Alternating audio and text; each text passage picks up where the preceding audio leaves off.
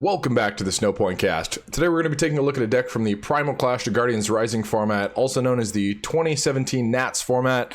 So it's the deck we're going to be taking a look at is called Foxy Drampa. It's a Zoroark Lycanroc variant. So let's start off with the Zoroark line, starting with 3 Zorua. It's got 60 HP, Dark type, 1 Dark, Moonless Madness. Your opponent's active is Confused, so really nice to have kind of a stall status condition attack, like either Paralyzed or Confused on a basic, especially for 1. If you're attacking with it, you're usually stalling because you're not in a very good position. And then Dark Edge for Dark Colorless does 30, and then discard an energy from this Pokemon. The reason you play that is for this guy. So this Zork's really solid. The break that you play is really good as well, but let's get into this guy first. So 100 HP, Dark type, Stand-In is the ability. So once you're in turn for your attack, you may, if Zork is on your bench, you may switch it active. So being able to put a Zork active, especially if it has like a Floatstone on it, just means that anything you have has free retreat as long as you have ability. So that's just great for your mobility because you do have a lot of different attackers that you want to be attacking with at different times. And then Mind Jack is the attack. So for double colorless energy or 2 energy, it does 10 plus 30 for each of your opponent's bench Pokemon. So that would seem to cap at 160, but if you have a choice belt, that does 190. And then a Kukui makes that up to 210, which is actually really big numbers. You hit stuff like opposing Lycanroc GXs, and you know, you kill everything that has 180 or 190 HP if you have a choice belt on there. And even, you know, if they're playing well, they should restrict their bench, especially because Lycanroc punishes them for their bench as well. But let's say they're playing like a Drampa GX and they have 180 HP and they're restricting their bench so that you're only doing like 130, and then you add a choice belt is 160, and then a Professor Kukui lets you get 180. So even if they're playing around you, you do have modifiers that help you get those higher numbers, which is really nice. And then you're playing 2 of the Zork Break. So Zork Break is just an awesome card. So 140 HP, you get a little bit of an HP buff. And then for 1 Dark, Foul Play, choose one of your opponent's active, or choose one of your opponent's active Pokemon's attacks. Zork Break uses that attack as this attack. So mainly that's used for opposing Drampas. Drampa is such a good card in this format, and a lot of decks play it. So just being able to hit opposing Drampas for a 1-hit knockout, if your board conditions are correct, if you have damage counters on your bench, you just copy their Berserk. If you have a choice belt, you do 180. And then you're saying, I'm taking 2 prizes, also only investing 1 energy.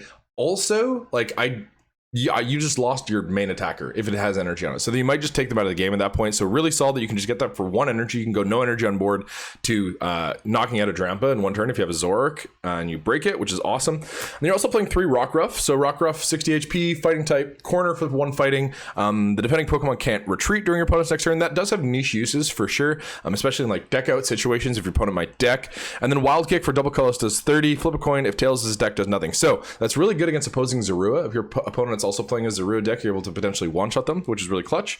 But the main reason you're playing that guy is to play Lycanroc GX. So Lycanroc GX, 200 HP.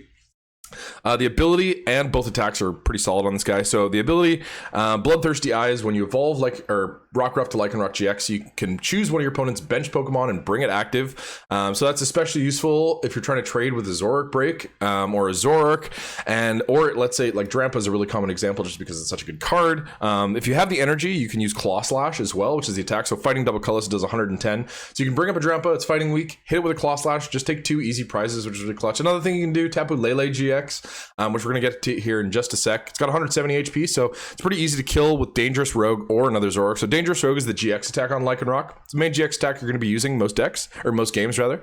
So Fighting Colorless, its attack does 50 times your opponent's bench Pokemon, so you're really like punishing your opponent for overbenching in this deck. And even if they're playing well around it, like most times your opponent can only restrict their bench to 3. Lower than that, and they kind of sacrifice board position. I mean, they already sacrificed board position, but lower than that, it's just not really doable a lot of the time. But even with a 3, you're doing 50 or 150 plus a choice belt is 180, so that's relevant numbers. And then you get a Kukui in there as well, and you can do 200. So there's a lot of really relevant numbers that you can modify your damage to, even if your opponent is playing well. And if they're not, it's just free if they overbench. You just hit them for a ton of damage with all of your attackers. Okay, so let's playing 2 Drampa GX. So Drampa GX, 180 HP. We talked about this guy a lot. Single colorless, Righteous Edge, which is a great attack, 20. And then discard a special energy attached to your opponent's active Pokemon. So just great disrupt there, especially if your opponent like starts a Drampa, goes DCE, you can just discard the special off of it, and then that makes your game very much better because it's like they didn't get an attach off, which can be amazing. And then Berserk for 3 colorless does 80, and then if you have any damage counters on any of your bench Pokemon, it does another 70 damage, which is 150, plus a choice belt like we were talking about earlier with the Zork Break, leads you to 180, which is just mad damage for 2 attaches. It's usually going to be an attach and a double colorless energy. You don't really want to manually charge that up, although you can. But yeah, 2 attach for 180 is like crazy value. Just such a good card. And then Big Wheel GX, you can use it. Not usually going to be using this GX attack unless you are in a pinch and you're not really drawing anything and you have an energy on a Drampa active start. Shuffle your hand to your deck, draw 10. So I guess it's good in a pinch, but not an attack you're going to be often finding yourself using. Also playing 2 Tapu Lele GX, so 170 HP.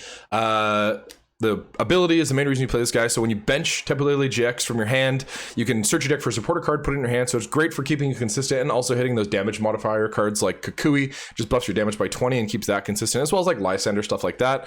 And then Energy Drive for 2 colors. This deck does 20 times the amount of energy attached to you like this Tapu Lele and your opponent's active Pokemon.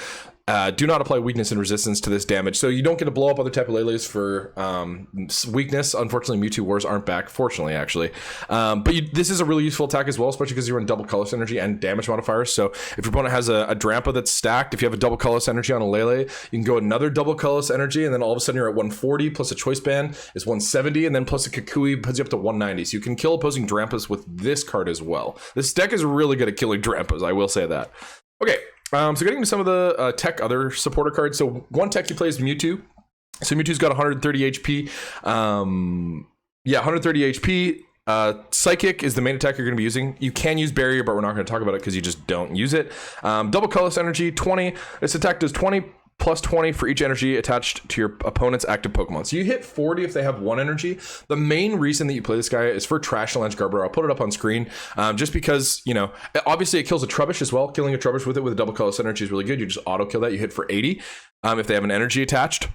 But if a Garbodor has an energy attached and you are playing restrictively with your items, which you should be against a Trash Lunch deck, if you're keeping your items to 3 or less, then they hit you for 120. They don't one-shot you. And then if you have a Kukui, you're able to go hit them for 60 times 2. They're weak to Psychic is 120, and you kill a Trash Lunch Garbodor for double colorless energy on a basic, which is really good. And it can kind of help them or prevent them from snowballing with Trash Lunch Garbodors, especially if you're restrictive with your items in the early game.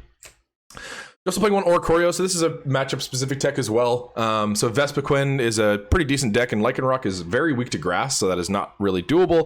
Vespiquen just does damage based on the Pokemon and its discard, so that's why Oricorio is so good. So 90 HP, 1 color Supernatural Dance. For each Pokemon in your opponent's discard pile, put 1 damage counter on your opponent's Pokemon in any way you like. So into the late game, you know, when they have like 15 or 16 Pokemon and they're trying to one-shot your Drampas, you're sometimes just able to take double knockouts on like Combi, or depending on what they have set up on their bench. But you can take double knockouts and then just kind of swing the game back in your favor, which is the reason you play this. And then Revelation Dance. There are situations where this is good, especially if your opponent, you know, it's situational, but if your opponent has a Trubbish active and they played a Stadium for you, then you get to hit them for 60. If you have a Kukui, you can hit them for 100, kills a Trubbish, but not often going to be using Revelation Dance. Supernatural Dance is the main reason that you play this guy. You're also playing one Oranguru, so it's another consistency card. So 120 HP. Instruct, once during your turn before you attack, you may draw cards until you have 3 cards in your hand. So it's just a good good draw, rather, when you don't really have many cards in your hand. Your hand's a little bit lower after an Ultra Ball or something like that. And then Psychic is an attack that you can use. I have used this deck before. It's not often you're going to be using this attack, but there are situations where it's okay. So for 3 colors, this attack does 60 damage plus 20 more damage for each energy attached to your opponent's active Pokemon. So if your opponent has a massive Lele, you might be able to take that out with an Oranguru, but honestly not something they're going to find yourself attaching to unless you're in a dicey situation. Okay, getting to the trainers items first. Playing 4 Ultra Ball, discard 2 cards from your hand, search your deck for a Pokemon. Just staple in almost every format that it exists in because it's so good. Just lets you find all of your Pokemon, which is, you need to do that in any deck ever. You're also playing 4 Viaseeker. So this is a late game consistency support or item card that helps you with your supporter. So Viaseeker says put a supporter card from your discard pile into your hand. So it helps with a lot of your one-of supporters. You do play Professor or Sycamore as your main draw engine. Discard your hand, draw 7. So a lot of your tech supporters get discarded, and when you play Viaseeker, it just gives you access to them later in the game. Especially with the Mewtwo, it's kind of nice to have Viaseeker because you can go Mewtwo, hit the Kukui, you know, Lele, find the Kukui, kill a Trash Lunch, and then even if they try to two-shot you with a Trash Lunch, you can just Viaseeker for the Kukui back, and then start trading positively with that Mewtwo. And just late game, just being able to access all your supporters is really strong. Also playing 3 Floatstone. So Floatstone is a tool card. When it's attached to a Pokemon, that Pokemon has free retreat. So being able to give free retreat to your Zorks especially just gives you mobility and lets you attack with anything. There are some other cards that you don't mind free retreat on, like these guys mainly, but not usually on the Lycanrocs or the Drampas, because you do prefer a choice belt on that at most times. And especially when you have a Floatstone on the Mind Jack Zork, it just lets you stand in and then retreat to whatever you'd like. There's not really a point to having it on other things. I was playing 2 Choice Belt. So Choice Belt buffs your damage by 30 against Pokemon EX and Pokemon GX Pokemon. So like I was saying, I've already mentioned this card a lot. Choice Band, just great for modifying your numbers and really important in a lot of board situations. I'm just playing 1 Special Charge, so shuffle 2 Special Energy from your discard pile into your deck. You do play a lot of Special Energy, you play 8. So being able to shuffle, especially double colorless energies back is really, really important, because almost all of your main attackers use double colorless energy to attack. We're also playing 1 Multi-Switch. So this is kind of a crazy card. I'm going to take a second to talk about this card. So moving energy from one of your bench Pokemon to your active Pokemon. So there's a lot of situations that this is really good in. The main situations are getting surprise attackers out of nowhere, right? So let's say you have an energy on a Zoroark or something, you foul played and then you retreated, and then you want to attack with a Lycanroc. Like they have a Drampa and you just want to Claw Slash for the KO. So let's say you have like a Rainbow or a Fighting Energy, and you're able to go, it probably is going to be a Rainbow. So you go Rainbow, Multi-Switch onto the Lycanroc, or Retreat rather, Multi-Switch to the active, double Colorless, Evolve, Bloodthirsty Eyes, bring up the Drampa, and then all of a sudden you're going from, my board is okay, to I'm taking 2 prizes off of a Drampa this turn. So just lets you get really good pivots. Also, you can do the same thing with a Drampa, right? You have no energy on a Drampa, an energy on a Zoroark, stand in, retreat, multi-switch to the active, double colorless energy, and then all of a sudden you're berserking out of nowhere. It's really good at getting surprise attackers that can swing the momentum in your favor if your opponent's not expecting a certain attacker to attack. Okay, starting on the supporter cards, you're playing 4 Professor Sycamore, like I mentioned earlier. Discard your hand, draw 7. Just so good. One of the best draw supporters that Pokemon's ever printed, and it gets reprinted all the time. It's in standard right now just because it's such a good card. Also playing 3 N. So N is both you and your opponent shuffle your hands into your deck, and then you draw for your remaining prize cards. So early game, this is a really good just draw supporter. You shuffle your hand, draw 6 or 5 if you've taken a prize. And then late game, it's a really good disruption card. So just being able to hit your opponent with an N to 2, saying, hey, if you hit the cards off this 2 or 1, then you can win, but if not, then I'll win. So it's a great disruption into the late game as well. Playing 2 Lysandre, so obviously with Lycanroc GX, Bloodthirsty Eyes is great, but having Lysandre to be able to go switch one of your opponent's bench Pokemon with one of your active Pokemon, one of their active Pokemon, just being able to have that mobility is awesome. Especially with Viaseeker, it's so consistent with Lycanroc as well. You're playing 1 Brigette as well. So search your deck for 1 basic Pokemon EX or 3 basic Pokemon.